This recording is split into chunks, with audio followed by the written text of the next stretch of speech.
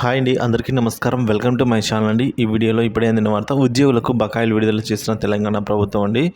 So ఉద్యోగులకు ఎప్పటి నుంచో పెండింగ్లో ఉన్న బకాయిలను అయితే విడుదల చేయడం జరిగింది. సో ఉద్యోగులకు తీపి కబురు అనేది చెప్పుకోవచ్చు. పూర్తి వివరాలు అయితే ఈ వీడియోలో ఉన్నాయి. వీడియోని ఎక్కడ కానీ స్కిప్ చేయకుండా ఎండ్ వరకు చూడండి, అప్పుడే పూర్తి ఇన్ఫర్మేషన్ అర్థమవుతుంది. వీడియోకి ఒక లైక్ చేయండి ఫ్రెండ్స్. వీడియోలోకి అయితే వెళ్ళిపోదాం ఫ్రెండ్స్. విషయానికి వచ్చినట్లయితే ఇప్పుడు పంచాయతీ కార్మికుల జీతాల చెల్లింపులకు నిధులు విడుదలండి.